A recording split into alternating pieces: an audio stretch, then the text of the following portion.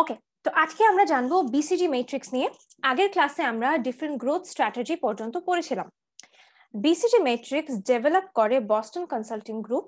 তারা প্রপোজ করে এই 2x2 ম্যাট্রিক্সটা, যার এক্স অ্যাক্সিসে আছে মার্কেট শেয়ার এবং ওয়াই অ্যাক্সিসে আছে গ্রোথ রেট। এই দুইটা ডাইমেনশনই ইদার হাই নাকি লো, এই বেসিসে চারটা টাইপ আছে: stars, question marks, cash cows and dogs. BCG matrix help করে ম্যানেজার্সদের to decide how to allocate resources between the business they handle. কোনটাতে ইনভেস্ট করব এবং কোনটাতে ইনভেস্ট করব না, এই ডিসিশনটা নিতে হেল্প করে BCG matrix। তো এক্ষেত্রে মার্কেট শেয়ার এই ভ্যারিয়েবলটা মেজার করে একটা কোম্পানি এর কম্পিটিটিভনেস। মার্কেট শেয়ার আমি ডিটারমাইন করব কিভাবে? এটা একটা রেশিও দিয়ে ডিটারমাইন করা হয়, which is total number of units sold by your company divided by total number of units sold in the market or industry you cater in। মানে সে আপনি একটা চিপস এর বিজনেসের ওনার, তো আপনার কয়টা চিপস সেল হয়েছে ডিভাইডেড বাই টোটাল চিপসের মার্কেটে কয়টা চিপস সেল হয়েছে, এটা হচ্ছে আপনার মার্কেট শেয়ার। তো মার্কেট শেয়ার যত ইনক্রিজ হবে, ক্যাশ জেনারেশন তত ইনক্রিজ হবে না অ্যাজ সেলস বাড়ছে? জি ম্যাম। আচ্ছা, নেক্সট হচ্ছে মার্কেট গ্রোথ। মার্কেট গ্রোথ দিয়ে আমি একটা মার্কেটের অ্যাট্রাকটিভনেসকে মেজার করি। মার্কেট গ্রোথকে আমি কিভাবে ডিটারমাইন করব? এটা হচ্ছে sales this year minus sales last year divided by sales last year.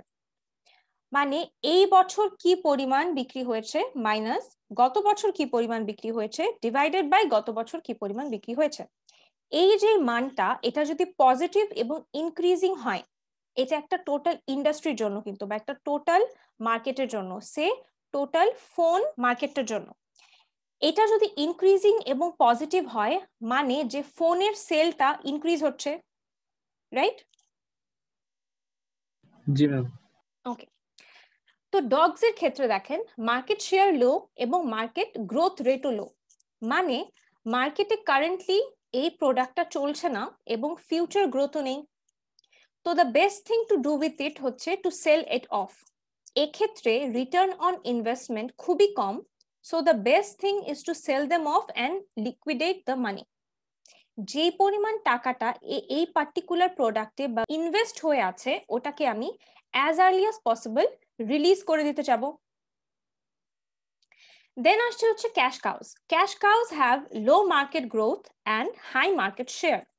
Low market growth মানে there is no need to invest on them, এবং হাই মার্কেট শেয়ার মানে হচ্ছে people are still buying this। এক্ষেত্রে লো ইনভেস্টমেন্টে high profit আসছে। So cash cows R businesses having a large market share in a slow growing industry। এক্ষেত্রে সবচেয়ে appropriate corporate strategy হচ্ছে stability, কারণ তারা চাবে যে তাদের যে এক্সিস্টিং মার্কেট শেয়ারটা আছে বা এক্সিস্টিং যে সেলটা হচ্ছে, ওটা যেন অবশ্যই কন্টিনিউয়াস থাকে। Managers should limit further investment on this cash cows and milk the cash cows as long as they can. মানে যতদিন পর্যন্ত এই সেলটা আমি কন্টিনিউ করতে পারবো, ততদিন পর্যন্তই আমার একটা খুব ভালো রেভিনিউ জেনারেট হবে। সো এটা অবশ্যই আমি কন্টিনিউ রাখতে চাবো। দেন আসছে হচ্ছে স্টার্স। তাদের মার্কেট শেয়ারও বেশি, তাদের মার্কেট গ্রোথ রেটও হাই। এক্ষেত্রে হেভি ইনভেস্টমেন্ট করলে স্টার্স এর মধ্যে এই হাই মার্কেট গ্রোথের অ্যাডভান্টেজ নেওয়া যায় এবং সাথে সাথে মার্কেট শেয়ারও ইনক্রিজ করে। মানে আমি একটা গ্রোয়িং মার্কেটে ইনভেস্ট করলে আমার প্রোডাক্টের সেলও অবশ্যই বাড়বে, এবং আমার প্রোডাক্টের সেল যদি বাড়ে তাহলে আমার মার্কেট শেয়ারও ইনক্রিজ হবে। এক্ষেত্রে ক্যাশ কনজাম্পশন এবং ক্যাশ জেনারেশন দুটোই হাই। স্টার্স অবশ্যই অলওয়েজ স্টার্স থাকবে না, ইভেন্চুয়ালি যখন গ্রোথ রেটটা কমে যাবে তখন stars will become cash cows. Lastly question marks. এক্ষেত্রে মার্কেট শেয়ার লো কিন্তু মার্কেট গ্রোথ রেট হাই। এদেরকে ম্যানেজ করা সবচেয়ে ট্রিকি ফর আ ম্যানেজার, কারণ এদেরকে যদি প্রপারলি হ্যান্ডেল করা হয় তাহলে they have the potential to be stars, কিন্তু তাদেরকে যদি হ্যান্ডেল করা না হয় প্রপারলি এবং মার্কেটের গ্রোথ রেটও যদি ডিক্রিজ করে তাহলে they will move to dogs. Question মার্কে ইনভেস্ট করার আগে তাদেরকে কেয়ারফুলি অ্যানালাইজ করতে হবে to understand if they are actually worth of this investment এবং এটার আদৌ কোনো রিটার্ন আসবে নাকি না। আপনারা কি এতটুকু বুঝতে পেরেছেন? জি ম্যাম। ওকে, তো এখন আমাকে বলেন যে ক্যাশ ফ্লো এর মুভমেন্ট কোন দিক থেকে কোন দিকে হচ্ছে? ক্যাশ কাউ থেকে যেই ক্যাশটা জেনারেট হচ্ছে ওটা আমি ইদার স্টারসে অর কোয়েশ্চেন মার্কে ইনভেস্ট করব, রাইট? আপনারা কি বুঝতে পারছেন? একবার বল। অবশ্যই। দেখেন, আমি বলছি যে ক্যাশ কাউস থেকে আমি একটা ভালো অ্যামাউন্টের রেভিনিউ পাচ্ছি, কারণ এক্ষেত্রে আমার ইনভেস্টমেন্ট তেমন করতে হচ্ছে না, কিন্তু স্টিল এটার মার্কেট শেয়ার হাই। এটার একটা এক্সাম্পল হতে পারে হচ্ছে পটেটো ক্রেকার্স। বম্বে সুইটস কিন্তু তেমন কোনো ইনভেস্টমেন্ট এখন আর এটার উপর করছে না, কিন্তু it is still generating good amount of revenue, কারণ এটার সেল এখনো হাই, মার্কেট শেয়ার এখনো হাই, রাইট? জি ম্যাম। আরেকটা যেটা এক্সাম্পল হিসেবে আমি স্টারসে বলতে পারি যে যেসব ফ্ল্যাগশিপ প্রোডাক্ট গুলো থাকে বিভিন্ন ফোন কোম্পানি এর, ওকে, ওগুলো হচ্ছে তাদের স্টার প্রোডাক্ট। তো আমি এখানে বলছিলাম যে ক্যাশ জেনারেশন মানে ক্যাশ কাউ থেকে যেই ক্যাশটা জেনারেট হচ্ছে ওটা আমি ইদার ইনভেস্ট করব স্টারসে, কারণ এক্ষেত্রে যদি আমি ইনভেস্ট করি তাহলে আমি হাই মার্কেট শেয়ার আরো অ্যাচিভ করতে পারবো, অথবা কোয়েশ্চেন মার্কে, কারণ এক্ষেত্রে যদি আমি অ্যানালাইজ করার পরে কোয়েশ্চেন মার্কে ইনভেস্ট করি তাহলে my question marks can convert to a star. Okay, তো এটা হচ্ছে আমার ক্যাশ ফ্লো এর ডাইরেকশন। নেক্সট হচ্ছে আমার desired movement or success sequence in the BCG matrix. মানে আমি অবশ্যই চাবো যে আমার কোয়েশ্চেন মার্কটা ইভেন্চুয়ালি স্টার প্রোডাক্টে কনভার্ট হবে এবং স্টার প্রোডাক্টটা যখন ম্যাচিওর হয়ে যাবে এবং যদি মার্কেট গ্রোথ কমে যায় এটা যেন ক্যাশ কাউয়ে কনভার্ট হয়, মানে গ্রোথ কমার পরেও আমার যেন একটা হাই মার্কেট শেয়ার মেনটেইনড থাকে। This is the desired movement in the BCG matrix or the success sequence. দেন আসছে হচ্ছে ডিজাস্টার সিকোয়েন্স, মানে কোন জিনিসটা আমি চাবো না যে হোক। মানে আমার স্টার্স যদি কোয়েশ্চেন মার্কে কনভার্ট হয়ে যায়, মানে স্টার্স এর মার্কেট শেয়ার যদি কমে যায় তাহলে they will convert to question marks, এবং ফার্দার যদি মার্কেট গ্রোথও কমে যায় then they will eventually be dogs. এই সেম জিনিসটা আবার ক্যাশ কাউজের ক্ষেত্রে, যে ক্যাশ কাউজের যদি মার্কেট শেয়ারটা ইভেন্চুয়ালি লো হয়ে যায় then they will move to dogs. তো এই রেড ডিরেকশন গুলো হচ্ছে আমার ডিজাস্টার সিকোয়েন্স বা আনডিজায়ার্ড মুভমেন্ট। এতটুকু কি বুঝতে পারেন? জি ম্যাম। ওকে, জি বলেন দীপ্ত। সেকেন্ড সিকোয়েন্সটা যদি আবার বোঝান সাকসেস পাই। ওকে, কোয়েশ্চেন মার্ক গুলো নরমালি ইন্ট্রোডাকশন ফেজে থাকে, মানে হচ্ছে যে যখন আপনি একটা স্টার্টআপ স্টার্ট করেন আপনি অবশ্যই একটা গ্রোয়িং মার্কেটে এন্টার করতে চাচ্ছেন with a new idea or a product. তো ইনিশিয়ালি আপনার মার্কেট শেয়ার কম থাকবে, কজ অবশ্যই প্রথমেই তো আপনার এরকম অনেক বেশি সেলস হবে না, তো আপনার সেলস এবং মার্কেট শেয়ার ইনিশিয়ালি ইন্ট্রোডাক্টরি ফেজে কম থাকবে। দেন আপনি যদি প্রপারলি এটাকে স্ট্র্যাটেজাইজ করে এটার উপর ইনভেস্টমেন্ট করতে পারেন তাহলে your question mark product can be a star product, right? এটা হচ্ছে আপনার desired movement in the BCG matrix or the success sequence, যে আপনার কোয়েশ্চেন মার্ক প্রোডাক্টটা আপনার স্টার প্রোডাক্টে কনভার্ট হয়েছে। একটা টাইমে গিয়ে যখন আপনি যেই মার্কেটটাতে আছেন ওটার গ্রোথ রেট কমে যাবে তখন আপনি চাবেন যে আচ্ছা গ্রোথ রেট যদি কমেও যায় আমার যেন মার্কেট শেয়ারটা হাই থাকে, তাহলে এখান থেকে যেই রেভিনিউটা জেনারেট হবে ওটা আমি আমার এখন আরেকটা স্টার প্রোডাক্ট বা আরেকটা কোয়েশ্চেন মার্ক প্রোডাক্টে ইনভেস্ট করতে পারবো। এটা হচ্ছে আমার success sequence or desired movement in the BCG matrix. এখন বুঝতে পেরেছেন দীপ্ত? Yes, ma'am. বুঝেছি। ওকে, তো এখন আমরা বিসিজি ম্যাট্রিক্সকে প্রোডাক্ট লাইফ সাইকেলের সাথে রিলেট করব। প্রোডাক্ট লাইফ সাইকেল কি, আমি আগে একটু ড্র করে নিই এটা।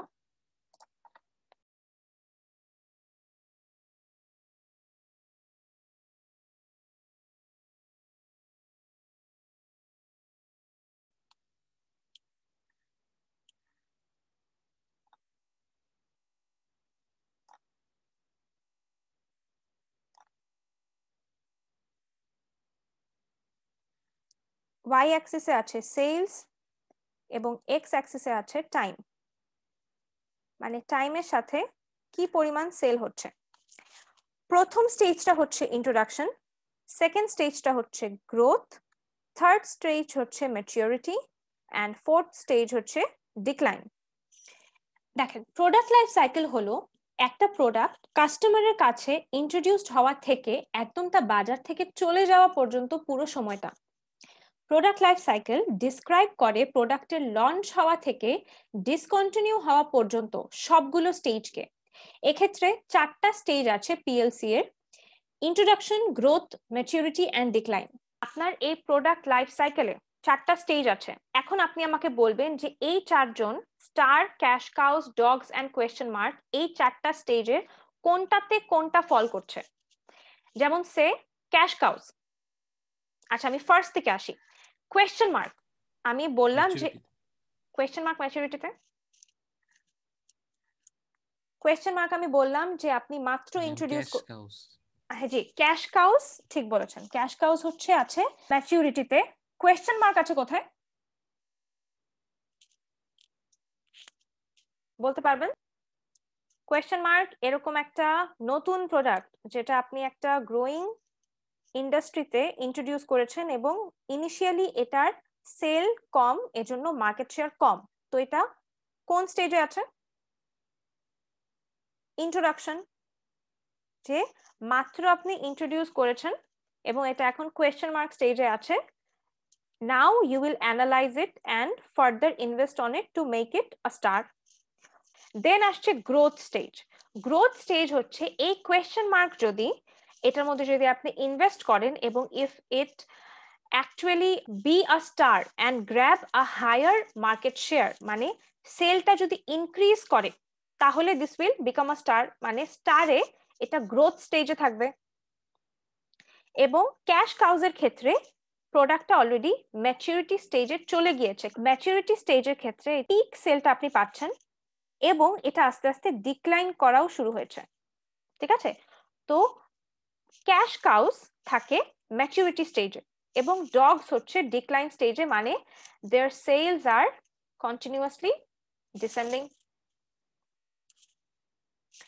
আপনারা কি পিএলসির সাথে বিসিজি ম্যাট্রিক্স কে রিলেট করতে পেরেছেন? আচ্ছা, আমি আরেকবার বলছি। Question marks represent করে products in the introductory phase. Stars are in the growth phase where sales are increasing at a fast rate. Cash cows are in the maturity stage যখন sales highest হয় but eventually slowly কমতে থাকে। এবং finally dogs are in the decline phase. এতটুকু বুঝতে পেরেছেন? Yes, ma'am. Okay. জি ma'am. Clear করে নিয়ে আসা। তো আমরা এখন একটা এক্সাম্পল দেখি। এটা নেসলের প্রোডাক্ট গুলো নিয়ে একটা এক্সাম্পল।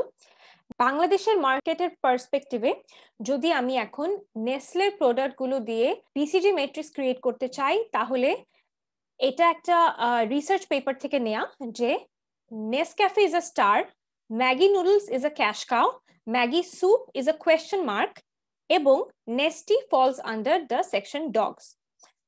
ওকে, এতটুকু বুঝতে পেরেছেন? জি। আচ্ছা, তো এখন আমরা জানবো হচ্ছে বিসিজি ম্যাট্রিক্সের সুবিধা এবং অসুবিধা নিয়ে। সুবিধা হচ্ছে যে এটা অনেক সিম্পল এবং এটা বোঝা অনেক ইজি এবং এটা হেল্প করে আইডেন্টিফাই করতে যে আমি কোথায় আমার রিসোর্সেসটাকে ইনভেস্ট করব যেন আমি একটা হাই রিটার্ন পেতে পারি। এবং এটার অসুবিধা হচ্ছে যে এটা কেবলমাত্র দুইটা ডাইমেনশন নিয়ে কাজ করে বা দুইটা ডাইমেনশনকে কনসিডার করে, which is market share and growth rate. আমাদের নেক্সট টপিকটা হচ্ছে পোর্টারস 5 কম্পিটিটিভ ফোর্সেস। একটা মার্কেটের অ্যাট্রাকটিভনেস বা কম্পিটিটিভনেস মেজার করার জন্য এই 5টা ফোর্স ইউজ করা হয়। এই 5টা ফোর্স কি? প্রথমটা হচ্ছে threat of new entrance, the is or difficulty with which new competitors can enter an industry. মানে একটা ইন্ডাস্ট্রিতে এন্টার করা কতটা ইজি। যত ইজি হবে থ্রেট অফ নিউ এন্ট্রান্ট তত বাড়বে, যত ডিফিকাল্ট হবে থ্রেট অফ নিউ এন্ট্রান্ট তত কমবে। এটা কি বুঝতে পারেন? জি ম্যাম। ওকে, তাহলে বলেন যে অনলাইন বিজনেসের ক্ষেত্রে থ্রেট অফ নিউ এন্ট্রান্ট কম না বেশি? বেশি। বেশি বেশি, অবশ্যই। কারণ আপনার কাছে যদি প্রোডাক্ট থাকে এবং একটা ওয়ার্কিং ইন্টারনেট কানেকশন থাকে তাহলেই আপনি এটা স্টার্ট করতে পারবেন। আচ্ছা, আমি যদি এভিয়েশন ইন্ডাস্ট্রিতে স্টার্ট করতে চাই, সে আমি এখন এরোপ্লেন ম্যানুফ্যাকচার করতে চাচ্ছি, সেক্ষেত্রে কম না বেশি থ্রেট অফ নিউ এন্ট্রান্ট? কম হবে, অনেক কম। অনেক কম, অনেক কম, এক্স্যাক্টলি। সেকেন্ড যে পয়েন্টটা ওটা হচ্ছে threat of substitutes, the extent to which switching costs and brand loyalty affect the likelihood of customers adopting substitute products and services. এক্ষেত্রে দেখেন দুটো কথা আছে, সুইচিং কস্ট এবং ব্র্যান্ড লয়্যালটি এফেক্ট করে যে আপনার কাস্টমার আপনার সাবস্টিটিউটেড প্রোডাক্ট অ্যাডপ্ট করবে নাকি না। আচ্ছা, যদি এরকম হয় যে একই জিনিস প্রায় সেম দামে অনেকে অফার করছে, মানে সুইচিং কস্টটা কম, আমি যদি এ না নিয়ে বি নেই, মানে এ না নিয়ে যদি আমি বিতে সুইচ করি তাহলে আমার কস্টের পার্থক্য তেমন না, এই একটা ব্যাপার। আরেকটা হচ্ছে ব্র্যান্ড লয়্যালটি, মানে যদি এরকম হয় যে কাস্টমার আপনার ব্র্যান্ড বা আপনার প্রোডাক্টের প্রতি তেমন লয়াল না, যদি আপনারটা অ্যাভেলেবল না থাকে তাহলে সাবস্টিটিউটের একটা প্রোডাক্ট নিয়ে নিবে যেটার জন্য সুইচিং কস্ট কম। ঠিক আছে, এক্ষেত্রে এক্সাম্পল হতে পারে, সে আপনি একটা রেস্টুরেন্টে গিয়ে একটা বেভারেজ অর্ডার করবেন এবং আপনি কোক চাচ্ছিলেন, কিন্তু তারা বললো যে না, কোক নেই, পেপসি আছে। মোস্ট অফ দ্য টাইমই আপনি বলবেন যে ওকে, যেটা আছে ওটাই দাও। মানে এক্ষেত্রে সুইচিং কস্টটা কম এবং আপনার ব্র্যান্ড লয়্যালটি তেমন নেই বলে দেখেন আপনার সাবস্টিটিউটের যে থ্রেটটা ওটা অনেক হাই না? যে যদি এরকম হয় যে আমারটা অ্যাভেলেবল নেই তাহলে খুবই তাড়াতাড়ি আরেকটাতে সুইচ হয়ে যাচ্ছে। ওকে, দেন আসছে হচ্ছে bargaining power of buyers, the degree to which buyers have the market strength to hold power over and influence competitors in an industry. এক্ষেত্রে বার্গেনিং পাওয়ার অফ কাস্টমার কে আমরা কনসিডার করছি, which is যদি এরকম হয় যে একটা পার্টিকুলার মার্কেটে একটা প্রোডাক্ট অনেকে অফার করছে, মানে সাপ্লায়ার অনেকজন এবং তাদের মধ্যে সুইচিং কস্ট অনেক কম, মানে আপনি যদি একজনের কাছ থেকে না নেন তাহলে আরেকজনের কাছ থেকে আপনি নিতে পারবেন। এরকম যদি একটা সিচুয়েশন থাকে তাহলে এক্ষেত্রে কাস্টমারদের বার্গেনিং পাওয়ার বাড়বে না কমবে?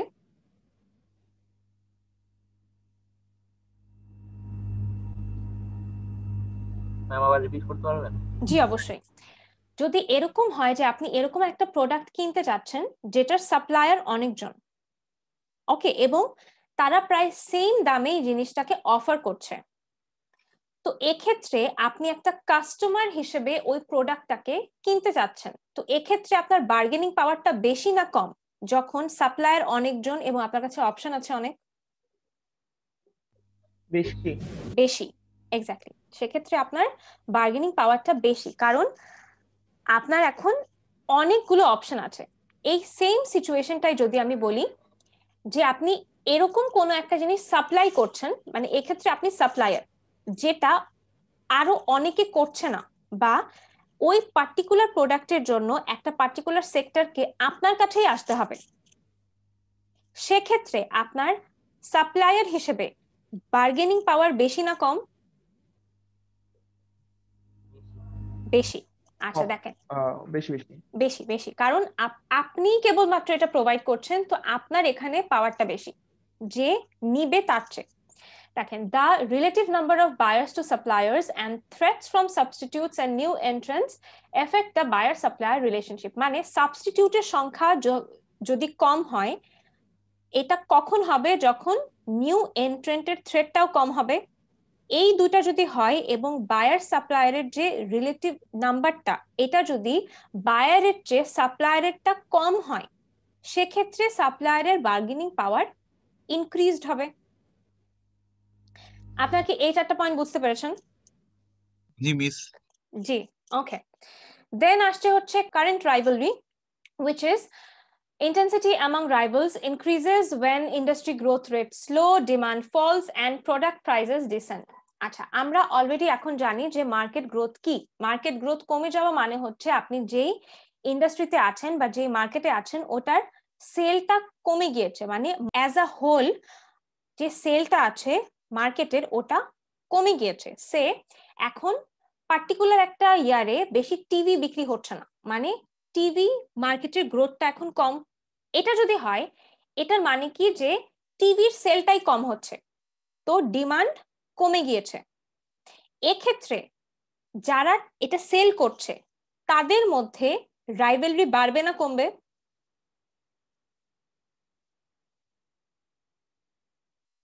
কমবে মিস। কমবে মিস। বাড়বে। বাড়বে, জি। রাশা, আপনি ঠিক বলেছেন। আপনি কি এটা একটু এক্সপ্লেন করতে পারবেন? ম্যাম, কারণ হচ্ছে যেহেতু আমার মার্কেট গ্রোথটা কম, সেহেতু আমাকে কোনো জিনিসে সেল করতে হলে আমাকে বেশি কম্পিটিশন দিতে হবে, সেই জন্য আমার লাইবিলিটি ওখানে বাড়বে। এক্স্যাক্টলি, মানে আগে 100টা প্রোডাক্ট সে 5টা এরকম কোম্পানি সেল করতো, ঠিক আছে? এখন ওই 100টার জায়গায় সেলই হচ্ছে টোটাল মার্কেটে 50টা প্রোডাক্ট। তো ওই 50টা প্রোডাক্ট ধরার জন্য 5 জন এর কারেন্ট রাইভালরি অবশ্যই ইনক্রিজ হবে, কম্পিটিশনটা ইনক্রিজ হবে, রাইট? ওকে, তো আমাদের লাস্ট টপিক হচ্ছে টাইপস অফ কম্পিটিটিভ স্ট্র্যাটেজিস। এক্ষেত্রে আমরা পড়েছিলাম গত ক্লাসে যে 3 রকমের স্ট্র্যাটেজি আছে: corporate, competitive and functional. Corporate strategy এর যেই ডিফারেন্ট টাইপ গুলো আছে ওগুলো আমরা গত ক্লাসে দেখে এসেছি, এবং গ্রোথ স্ট্র্যাটেজি এর অনেকগুলো পার্টও পড়েছি। আজকে আমরা জানবো কম্পিটিটিভ স্ট্র্যাটেজি নিয়ে, যেটা ডিফারেন্ট স্ট্র্যাটেজিক বিজনেস ইউনিটে আমরা অ্যাপ্লাই করি। প্রথম স্ট্র্যাটেজিটা কি? Cost leadership strategy, seeking to attain the lowest total overall costs relative to other industry competitors.